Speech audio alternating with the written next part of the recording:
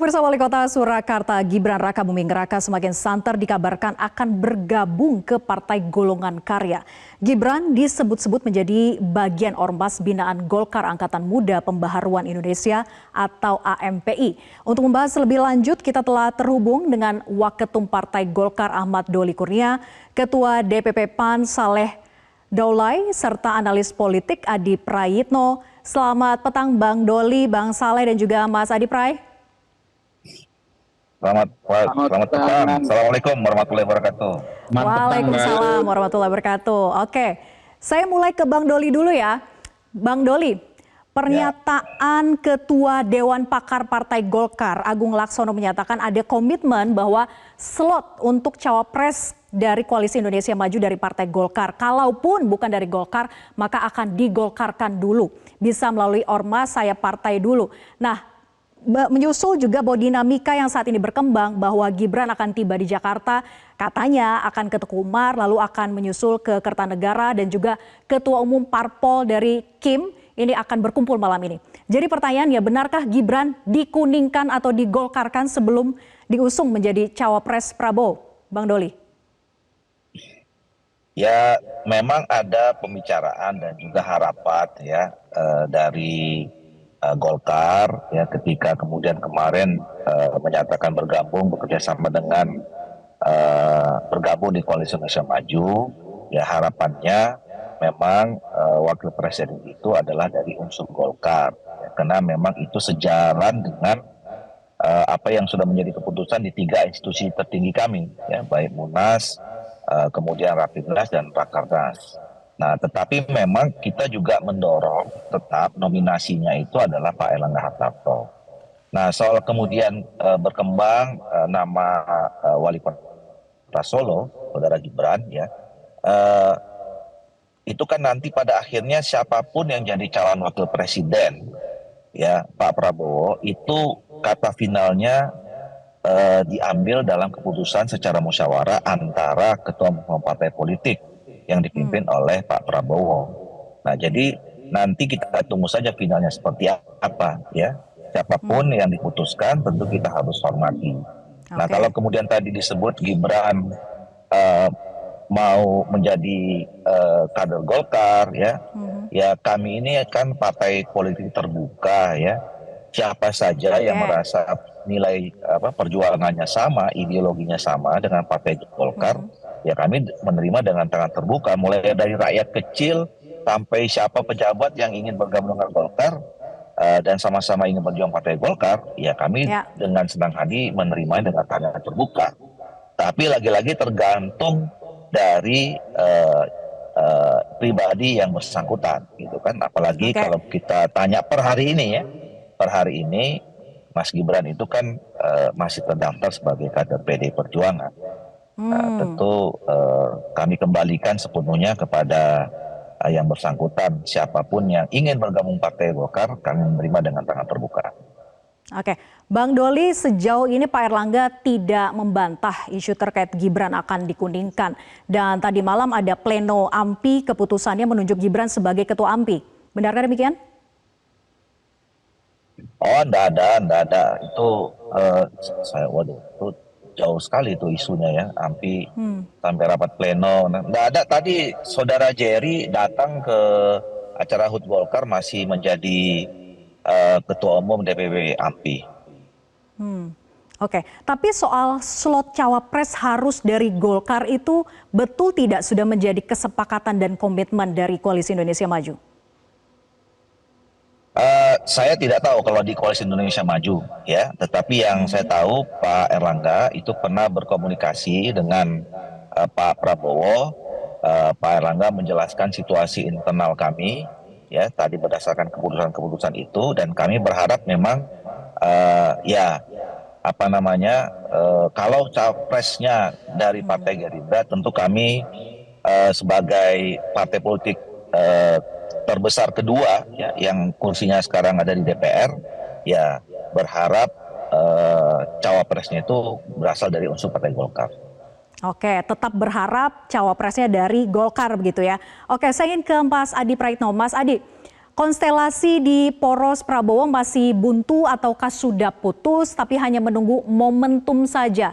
Ditambah lagi Gibran yang dikabarkan malam ini akan tiba di Jakarta. Ya, saya kira memang begitu banyak spekulasi-spekulasi soal siapa yang akan berdampingan dengan Prabowo Subianto. Tapi kalau kita melihat pembicaraan publik dan tanda-tanda alam, rasa-rasanya memang sudah tinggal memutuskan, yaitu Mas Gibran Rakabuming Raka yang sebenarnya hanya tinggal nunggu waktu untuk diumumkan. Variabelnya cukup banyak ya, karena misalnya sejumlah elit Golkar mengatakan bahwa cawapres Prabowo Subianto itu dari Kuning atau dari Golkar. Itu kan tentu tidak terlepas dari bagaimana belakangan ini Gibran sangat mungkin akan menjadi bagian dari Golkar. Yang kedua misalnya Projo mengatakan bahwa cawapres Prabowo itu adalah anak muda yang cukup berpengalaman, adalah kepala daerah dan seterusnya dan seterusnya. Saya kira sudah begitu banyak tanda-tanda politik yang mengarah sebenarnya bahwa Gibranlah yang sebenarnya secara definitif akan segera diumumkan sebagai pendamping Prabowo Subianto di 2024. Bagi saya sudah tak ada lagi yang bisa ditutup-tutupin, sudah jadi rahasia umum, pembicaraan di media, kalangan aktivis ya. Saya kira memang sudah mengerucut pada satu nama, yaitu Mas Wali Kota yang mungkin akan segera diumumkan. Gosipnya kalau nggak besok ya lusa, sebagai pendampingnya Prabowo Subianto. Jadi itulah yang kemudian di berbagai kesempatan saya selalu mengatakan memang tidak relevan lagi kita bicara nama di luar Gibran yang akan dipilih oleh Prabowo untuk mewakili kepentingan itu semua. Karena memang sejak awal bahwa Gibran adalah satu-satunya sosok yang jadi prioritas itu cukup kentara dan sangat kelihatan karena banyak variabel ya, mungkin karena wali kota Solo, kemungkinan juga ya karena memang anaknya presiden, apalagi misalnya belakangan dikaitkan dengan Golkar. Jadi variabelnya semakin kuat. Cuman kan publik bertanya-tanya kalau Gibran jadi ke Golkar ini antara untung dan buntung. Untungnya ya cawapresnya dari Golkar. Karena apapun Gibran sekalipun baru bergabung ya tetaplah itu warnanya warna kuning. Buntungnya ya tentu karena Pak Erlangga yang dari dulu diputuskan sebagai satu-satunya capres ataupun cawapres yang diusung dalam Munas yang beberapa waktu yang lalu itu diputuskan untuk maju ya tidak jadi maju dan harus menjadikan Gibran sebagai perwakilan dari Golkar untuk bisa berdampingan dengan Prabowo Subianto. Saya kira di situ poin saya, Mbak. Jadi sebenarnya saya termasuk yang meyakini bahwa soal Gibran ini tinggal menunggu waktu untuk diumumkan. Mungkin bacaan saya yang hanya melihat Bang dari Doli jauh ini salah. Tapi kalau Bang Doli bisa ditanggapi pernyataan dari Mas Adi Pray tadi bahwa tidak relevan lagi membahas nama lain, bahwa sudah putus Gibran, bahkan infonya tadi info langitan seperti yang didapat oleh Mas Adi Pray bahwa akan segera dideklarasikan begitu. Bang Doli. Ya, saya tahu persis nih Pak Adi ini punya akses-akses di langitan yang tidak kita gapai. Tapi begini, aksesnya di media, Bang. Ya, jadi kan sampai sekarang kita belum bisa juga berspekulasi ya bahwa kemudian sudah ada keputusan satu nama secara final ya, karena rapat final yang memutuskan untuk penetapan cawapres yang dilakukan oleh Pak Prabowo dengan ketua partai politik yang lain itu kan belum terjadi ya. Nah ini kan juga masih ada waktu yang cukup, pendaftaran terakhir itu tanggal 25 gitu ya. Jadi masih ada lah pembicaraan bahwa kemudian sekarang sudah ada kecenderungan mengkerucut satu nama ya, mungkin bisa jadi iya ya. Tetapi kan begini, semuanya ini harus dilakukan secara matang dan mempertimbangkan berbagai variabel. Katakanlah misalnya kita sudah menetap atau sudah melihat kecenderungan satu nama. Ini kan terus harus dihitung. Satu nama ini kira-kira apakah mempunyai poin positif lebih dibandingkan yang lain. Kalau apakah yang bersangkutan kita ada poin negatifnya. Apakah poin negatif itu bisa kita antisipasi atau tidak. Nah kalau tidak bisa misalnya ya tentu kan ada opsi yang lain. Nama-nama yang kemudian di ranking kedua yang punya nilai poin positif ya dibandingkan yang pertama tadi dan seterusnya. Ini yang sekarang sedang terjadi sebetulnya di antara masing-masing partai politik dan juga komunikasi antara partai politik yang ada di Koalisi Indonesia Maju. Oke, saya ingin ke Bang Saleh. Bang Saleh, tadi dikatakan oleh Mas Adi Pray bahwa sudah tidak ada gunanya lagi ditutup-tutupi begitu ya di panggung depan, ini hanya menunggu momentum saja. Jadi kalau memang sudah putus ini adalah Gibran Raka Buming Raka, putra dari Presiden Jokowi, apakah PAN memang sudah menerima juga bahwa ini bukanlah Erick Thohir yang selama ini diajukan oleh PAN? Ya, pertama tentu kami akan tetap konsisten ya sampai sejauh ini Partai Amanat Nasional tetap masih mengusung Erick Thohir. Ya, sampai malam ini setidaknya sampai wawancara ini dilakukan. Sebab seperti yang disampaikan oleh senior saya Bang Doli tadi, memang belum ada rapat finalisasi terkait dengan nama cawapres di Koalisi Indonesia Maju. Betul bahwa setelah putusan Mahkamah Konstitusi, nama Gibran ini kan memang semakin santer untuk disebut dan diajukan ya sebagai cawapresnya Pak Prabowo. Tetapi kan belum difinalisasi. Dan karena itulah maka dalam pembicaraan dan pembahasan selanjutnya tentu nama Erick Thohir yang diusung oleh PAN masih bisa disebutkan dan disampaikan. Nanti tentu di dalam rapat yang akan dilakukan ya secara musyawarah mufakat itu tentu akan kita buat simulasi tadi, yaitu hal-hal misalnya katakanlah yang memberikan poin-poin penting positif, misalnya kalau kita memilih Gibran. Kemudian hal-hal positif apa yang kita bisa berikan ketika kita menentukan dan menetapkan calon lain seperti Pak Erick misalnya. Dan begitu juga dengan kalkulasi. Saya kira kalkulasi politik menjadi sangat penting, terutama setelah putusan Mahkamah Konstitusi. Itu kan banyak orang yang sudah melakukan kalkulasi. Katakanlah misalnya seperti suara Jawa Timur. Jawa Timur sekarang konon kabarnya suaranya sudah dipecah dua nih, ya, antara katakanlah Ganjar dengan Anies, di mana Ganjar membawa Pak Mahfud, kemudian Anies ada Pak Muhaimin Iskandar. Nah, kalaupun misalnya nanti Koalisi Indonesia Maju mau menetapkan salah seorang cawapresnya, maka tentu ini juga menjadi penting untuk kita kita lihat ya, sehingga tidak ada nanti hal-hal yang bisa merugikan ya pasangan calon yang akan mendampingi Pak Prabowo itu.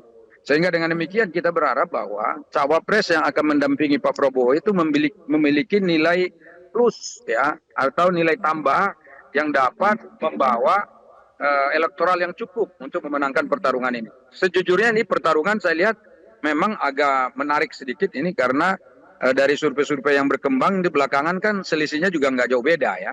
Jadi karena itu tentu ini menjadi sangat penting dan sensitif bagi kita.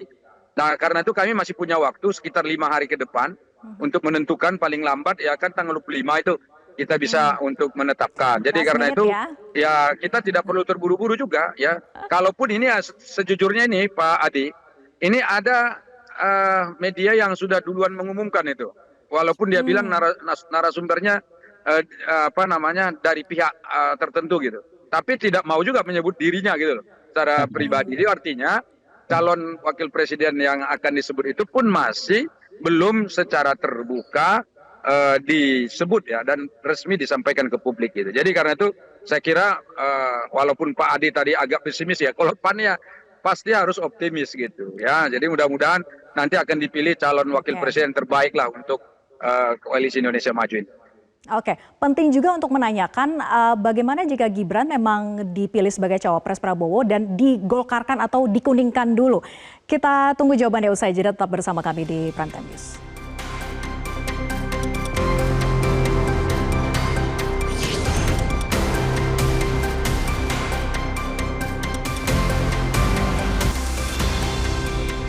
Kembali di Prime Time News, kita lanjutkan perbincangan. Saya kembali lagi ke Bang Saleh. Bang Saleh, kalau memang skenarionya Gibran akan dipilih sebagai cawapres Prabowo dan akan dikuningkan dulu, digolkarkan dulu, terlebih katanya besok di Rapimnas Golkar.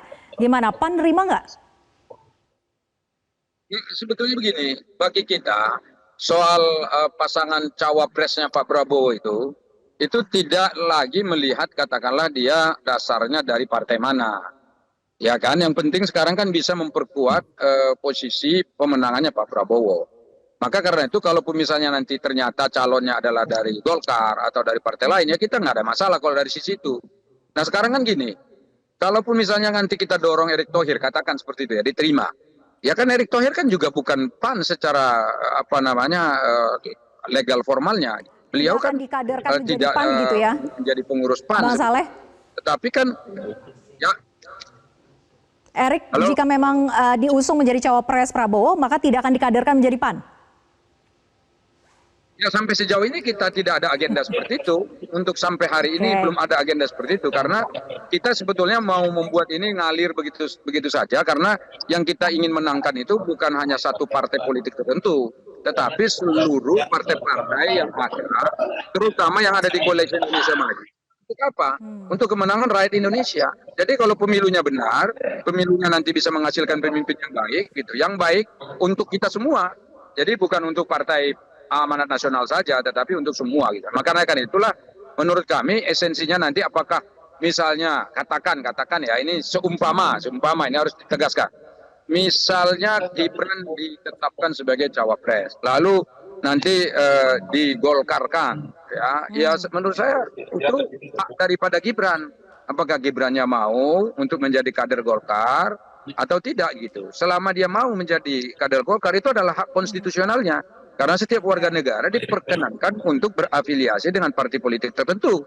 Silakan gitu. Jadi kita tidak akan menyoal soal itu. Malah justru sekarang yang kita soal bagaimana supaya nanti penetapan calon wakil presidennya Pak Prabowo itu betul-betul menguntungkan Koalisi Indonesia Maju. Karena petanya kan udah kelihatan. Karena dua kubu lainnya sudah kelihatan pasangan capres-cawapresnya. Maka kita sebetulnya punya waktu di 5 hari ke depan ini untuk bagaimana menghandle yang pasangan capres yang dua itu gitu, sehingga kita bisa unggul dari mereka gitu. Apalagi mereka sudah daftar. Jadi karena itu saya kira itu poin kita. Poin yang paling utama bagaimana untuk memenangkan pertarungan. Dan ingat, Partai Amanat Nasional ini yang ketiga kali bersama dengan Prabowo. Karena itu kami menginginkan pertarungan sekali ini, Pilpres kali ini, Prabowo-nya jadi presiden, kemudian Partai Amanat Nasional ikut menang. Kami kan udah 2 kali kalah ini bersama Pak Prabowo. Jadi karena itu kita harus hati-hati betul ini supaya jangan kalah lagi ya. Mudah-mudahan dengan pilihan-pilihan yang positif, pilihan-pilihan yang baik, dengan kalkulasi yang benar, maka nanti cawapresnya Pak Prabowo itu bisa mendatangkan kemenangan untuk Koalisi Indonesia Maju. Oke, yang penting menang, jadi siapapun cawapresnya PAN sudah tidak memusingkan lagi begitu ya? Sudah tidak lagi berkomitmen mengusung Erick Thohir sampai dengan detik ini nih, malam ini? Kalau kita tetap masih mengusung Erick Thohir, tadi seperti yang dikatakan di depan tadi. Tapi kan pertanyaannya, andai kata nanti Gibran yang ditetapkan lalu digolkarkan, kan itu pertanyaannya. Kalau misalnya sudah ditetapkan, disepakati musyawarah mufakat, Gibran cawapresnya lalu digolkarkan, nah itu kita tidak ada persoalan. Karena itu bukan lagi kewenangan Partai Amanat Nasional, tapi itu adalah kewenangan atau hak konstitusional daripada Gibran sebagai warga negara. Gitu. Jadi saya kira itu tidak menjadi soal lagi. Itu yang paling utama tadi kita hitung benar-benar supaya siapapun pasangan calonnya Pak Prabowo itu harus mendatangkan kemenangan untuk kita semua. Oke, dihitung benar-benar kalkulasinya siapa yang bisa membawa kemenangan gitu ya. Saya ingin ke Bang Doli. Bang Doli, apakah Golkar juga berpikirnya demikian? Yang penting adalah perahu dari Koalisi Indonesia Maju ini menang siapapun cawapresnya, ataukah tetap bersikuku bahwa harga mati siapapun cawapresnya adalah slotnya harus dari Golkar gitu? Oh iya, tentu dari awal ketika Partai Golkar bergabung ya, bekerja sama politik dengan Partai Gerindra, Partai Amanat Nasional, PKB waktu itu, kemudian Partai Demokrat dan lain-lain menyusul itu kan prosesnya cukup panjang dan diputuskan secara matang. Ya. Ada komunikasi internal terhadap semua stakeholder ya yang dilakukan oleh Pak Erlangga Hartarto sebagai ketua umum sampai pada keputusan itu. Nah, dan tentu dalam salah satu keputusan itu adalah kita ingin supaya Koalisi Indonesia Maju ini menang. Dan kita juga sepakat di dalam pengambilan keputusan, terutama penentuan cawapresnya itu dilakukan secara musyawarah, dan siapapun yang diputuskan itu adalah keputusan bersama yang dianggap terbaik. Nah, terbaik untuk apa? Pertama, 3 hal paling tidak. Pertama adalah sosok cawapres presiden itu adalah yang memang satu visi dan kemudian mempunyai kekuatan bersama dengan Pak Prabowo untuk membawa Indonesia lebih baik 5 tahun 10 tahun yang akan datang. Itu juga menjadi salah satu variabel penting. Kemudian yang kedua, kita menginginkan memang pasangan capres dan cawapres ini adalah pasangan yang saling melengkapi. ya Pak Prabowo punya kekuatan dari sisi mana, cawapres presiden ini adalah kita bisa sebaik mungkin kita ambil yang mempunyai sisi kuat di luar sisi kuat yang dimiliki oleh Pak Prabowo. Nah yang ketiga tentu koalisi Indonesia Maju atau koalisi apapun lah yang dibentuk kan, dalam kompetisi ini kan ingin menang, tidak mungkin dibentuk untuk tidak menang. Nah, jadi itu juga menjadi salah satu pertimbangan. Itu yang saya katakan tadi. Katakanlah kemarin kan diumumkan ada 4 nama, yang ditunjukkan 4 nama. Ya, disebutkan 1 dari Sumatera, 1 dari Jawa Barat, 1 Jawa Tengah, 1 dari Jawa Timur. Nah, ini kan masing-masing harus di-exercise. Misalnya kita pilih A, apa poin plusnya? Nah, kemudian pasti ada poin negatifnya. Apakah kalau kita pilih yang ini, poin negatifnya bisa kita antisipasi. Ini yang sekarang saya kira harus dihitung matang. Tapi kembali, apapun keputusannya, selama itu dilakukan secara musyawarah, mufakat antara ketua partai politik, saya kira nanti akan kita hormati, dan itulah yang terbaik untuk Koalisi Indonesia Maju, setidaknya untuk 3 variabel tadi itu. Oke, siapapun keputusannya digolkarkan pun atau tidak juga tidak masalah bagi Golkar. Ya sekarang begini, seperti yang saya katakan tadi di awal, juga disampaikan oleh saudara Saleh ya, orang mau masuk Golkar itu kan juga nggak bisa dipaksa-paksa, ya kan? Atau orang mau masuk ke partai politik manapun itu kan nggak bisa, itu tergantung dari individunya masing-masing, ya kan? Dan kami sekali lagi saya katakan, Partai Golkar ini adalah partai terbuka. Kami menerima dengan senang hati siapa saja. Makin banyak yang masuk Golkar, itu artinya menambah kekuatan Partai Golkar. Mulai dari rakyat biasa sampai pejabat, apalagi anak presiden, ya kami dengan senang hati menerima dengan tangan terbuka. Oke, selama yang bersangkutan, ya. Apalagi kalau anak presiden yang masuk Golkar mau bergabung. Oke, nah saya ingin ke Mas Adi Pray. Mas Adi Pray, apa dampaknya dengan Gibran digolkarkan lalu diusung menjadi cawapres Prabowo? Ya, berarti Partai Golkar untung banyak sebenarnya, karena apapun nanti akan ada potensi migrasi dari pemilih Jokowi, pemilih Gibran yang juga otomatis akan pindah ke Golkar. Itu satu hal. Satu-satunya mungkin kerugian dari Partai Golkar itu karena tidak punya kesempatan untuk memajukan Pak Erlangga Hartarto untuk maju Pilpres. Itu yang tadi saya sebutkan, hasil Munas Golkar 5 tahun yang lalu kan sudah memandatkan bahwa yang harus bahwa elektabilitas dari Erlangga juga rendah terus begitu. Adalah Golkar, adalah Pak Erlangga Hartarto, bukan yang lainnya. Nah, yang kedua tentu kalau memang betul Gibran ini pindah ke Golkar, tentu ini akan memancing friksi dan bahkan perang terbuka dengan teman-teman PDIP. Ini kan semakin menegaskan bahwa Jokowi kemudian Gibran sudah tak bisa lagi diselamatkan hubungan politiknya dengan teman-teman di PDIP ya. Oleh karena itu ini adalah dampak politik yang saya kira relatif agak serius menuju pertandingan Pilpres di 2024 yang akan datang. Kalau Gibran misalnya nggak maju, tidak pindah partai, ya mungkin suasana politiknya relatif agak kondusif. Tapi kalau maju kemudian berhadap-hadapan dengan kader PDIP, Ganjar namanya, dan pindah partai pula, ini tentu akan memanaskan situasi menuju 2024. Tapi dari lubuk hati yang paling dalam, bagaimanapun persaingan di 2024, saya berharap tetap teduh dan kondusif, Mbak, karena pemilu kita ini kan siapapun yang menang jadi presiden, yang kalah bisa jadi menteri soalnya. Jadi maknai politik itu biasa-biasa saja. Nah itu saja sih sebenarnya positioningnya. Dan bagi saya soal siapa pendamping Prabowo Subianto ya sudah selesai sebenarnya. Saya termasuk yang meyakini bahwa adalah Gibran Rakabuming Raka, bukan yang lain. Kalaupun toh ada isu, ada Erick Thohir dan seterusnya, itu bagian hanya sebatas bumbu-bumbu demokrasi menuju 2024. Karena kubu Prabowo Subianto ini adalah kubu yang memang orkestrasi tarikan politiknya tegak lurusnya ke Jokowi, bukan kepada yang lain. Oke, Mas Adi Pray sudah hakul yakin gitu ya bahwa keputusannya adalah Gibran Rakabuming Raka yang menjadi cawapres Prabowo. Kita lanjutkan perbincangan usai jeda, tetaplah bersama kami di Prime Time News.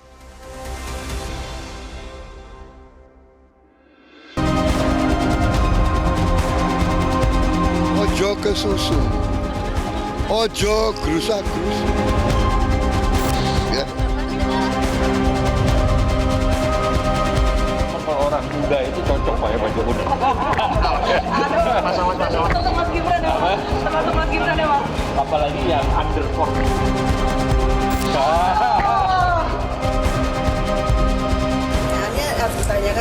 Pak Jokowi, bukan ke saya. Jadi nanti tanya ya kalau Presiden udah pulang masih pendukung Pak Ganjar Pranowo atau punya pilihan lain ya. Tolong ditanyakan. Saya juga mau tahu jawabannya.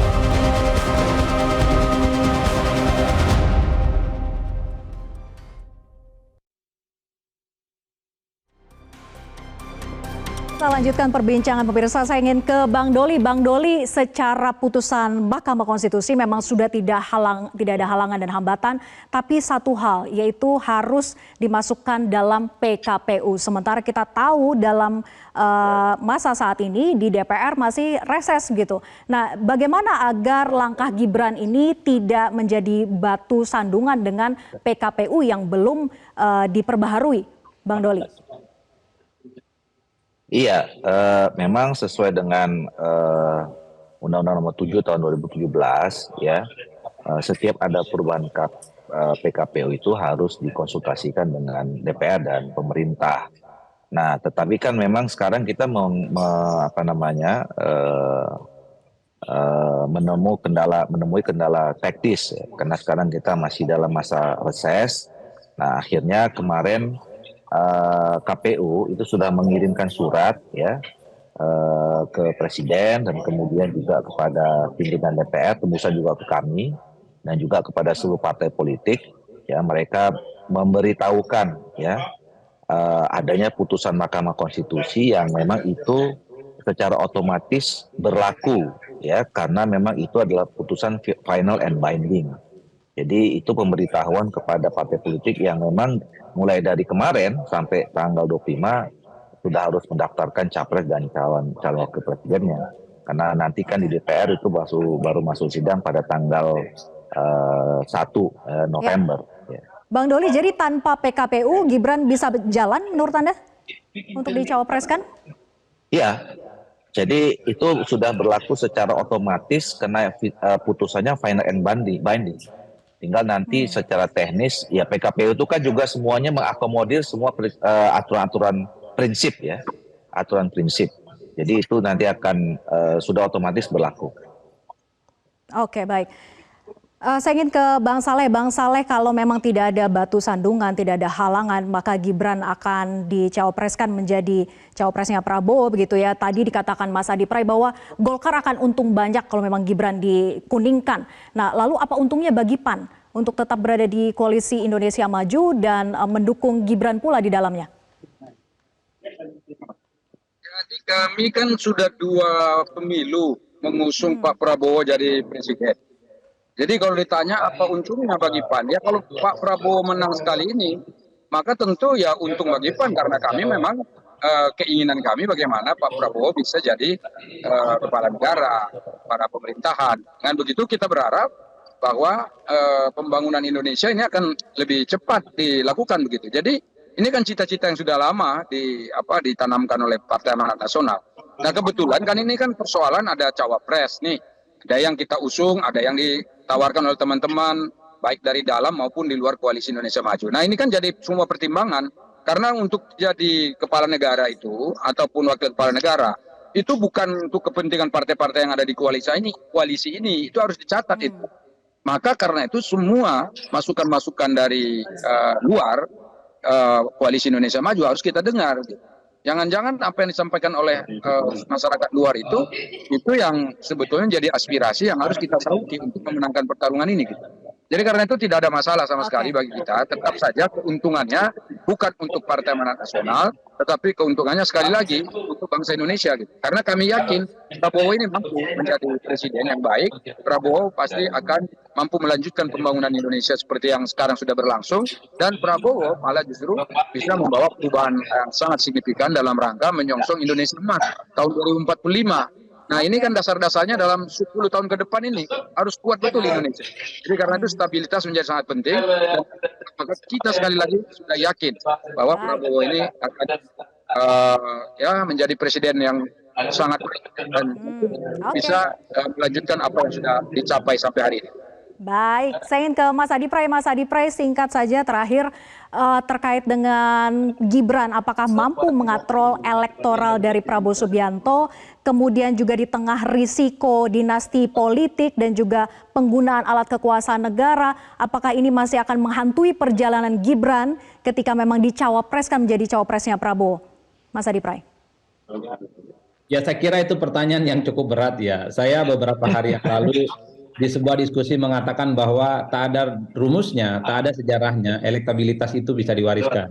Jangan-jangan hanya Jokowi yang punya approval rating di atas 70%, tapi itu tidak bisa diwariskan dan tidak bisa diterjemahkan sebagai bagian dari kekuatan politik Gibran yang bisa mendongkrak elektabilitas Prabowo. Tapi kan publik tahu bahwa apapun judulnya, Jokowi ini adalah presiden yang saya kira banyak instrumen politik yang datang tanpa diundang, banyak instrumen politik yang akan membantu, banyak elemen-elemen masyarakat yang kemudian akan menjadi Jokowi sebagai sosok yang kemudian akan diusung melalui Gibran di 2024, Mbak. Jadi variabel-variabel ini yang sebenarnya bisa dilihat oleh publik, melihat Gibran bukan hanya sebatas wali kota Solo, tapi melihat ada mentor besarnya yaitu Jokowi.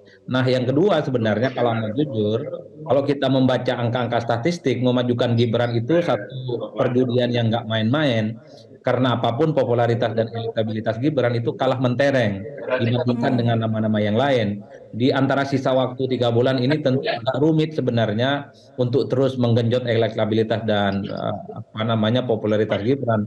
Tapi itu tadi satu hal bahwa publik meyakini bahwa Jokowi akan punya peran besar dalam konteks bagaimana suara Gibran ini diyakini akan meningkat secara signifikan dan tentu akan menambal kekuatan politik yang selama ini menjadi kelemahan dari Pak Prabowo Subianto. Kalau saya melihat dari jauh, melihat Prabowo Subianto dan pendampingnya, termasuk partai-partai pendukungnya, itu satu tarikan politiknya hanya kepada Jokowi. Apa kata Jokowi, tegak luruslah di bawah itu semuanya. Saya kira di situ, Mbak. Apa kata Jokowi? Terima kasih Mas Adi Pray, Bang Doli dan juga Bang Saleh sudah bergabung bersama kami di Prime Time News. Selamat malam. Jelajahi cara baru mendapatkan informasi. Download Metro TV Extend sekarang.